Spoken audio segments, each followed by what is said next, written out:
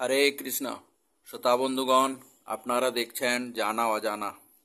বন্ধুগণ, আমি আবারও বলছি, প্রাচীনকালের জ্যোতিষ বিদ্যার লাভ নিতে হলে আপনাকে নিজের ইচ্ছাশক্তি দ্বারা শ্রদ্ধাপূর্বক তন্ত্র মন্ত্র প্রয়োগগুলি ঠিক মতো করতে হবে।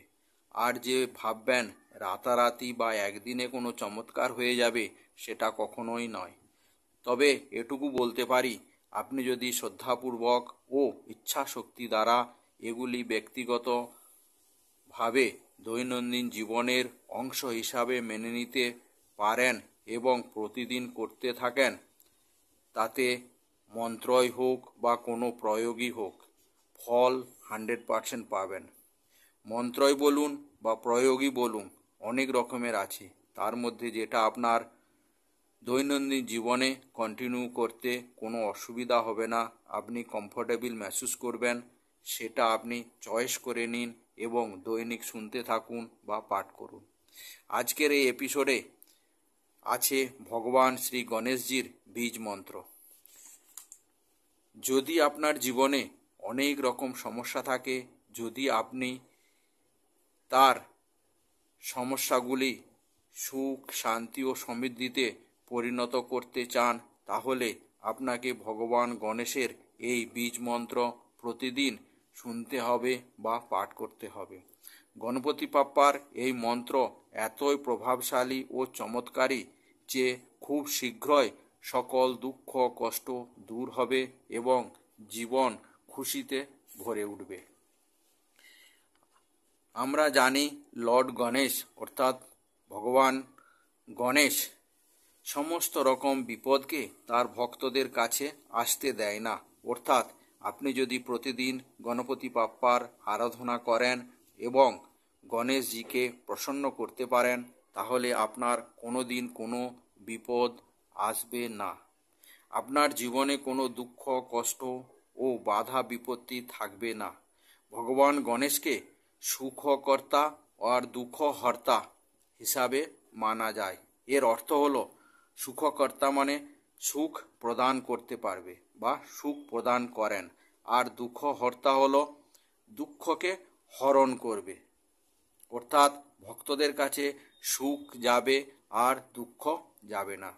এটাও মান্যতা আছে যে ভগবান গণেশের আরাধনা করার পর যেসব কাজ করা হয় তা সবই খুব শীঘ্রই বা সহজেই সফল কার্যে পরিণত হয়।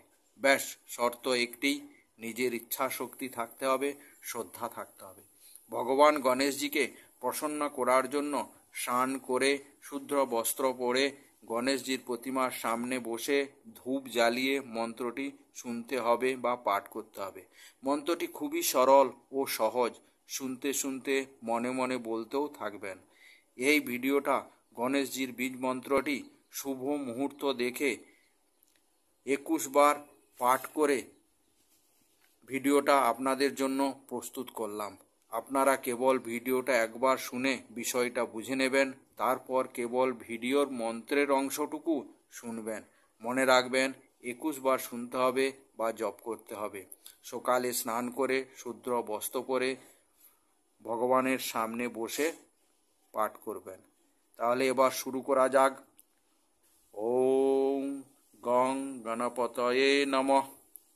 ওম গং গণপতয়ে নমঃ।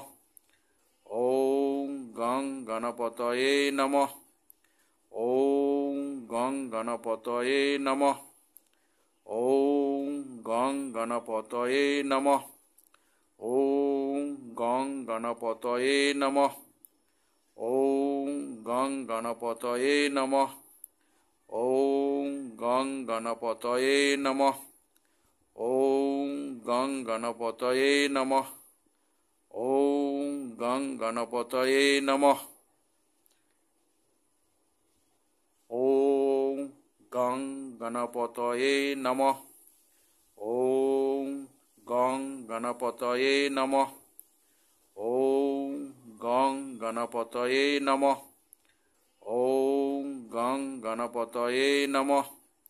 ওম গং গণপতয়ে নমঃ। ওম গং গণপতয়ে নমঃ।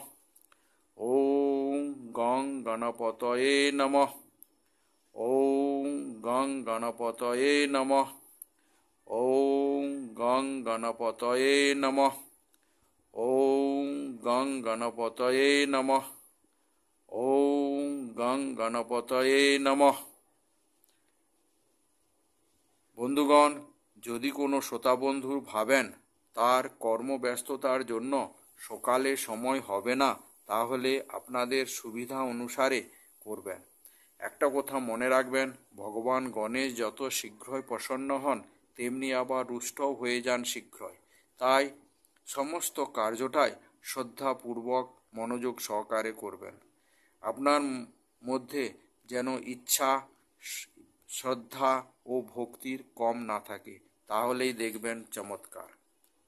আর বন্ধুগণ, আপনি যদি প্রথমবার জানা অজানা দেখছেন বা এখনও যদি আমাদের সদস্য না হয়ে থাকেন, তাহলে আজই সাবস্ক্রাইব করে বেল আইকনটি ক্লিক করুন। তাতে করে প্রত্যেকটি গুরুত্বপূর্ণ ভিডিও সবার আগে আপনার কাছে পৌঁছে যাবে। তাহলে বন্ধুগণ, আজকের এপিসোড এখানেই শেষ করছি। জয় হিন্দ, জয় ভারত মাতা।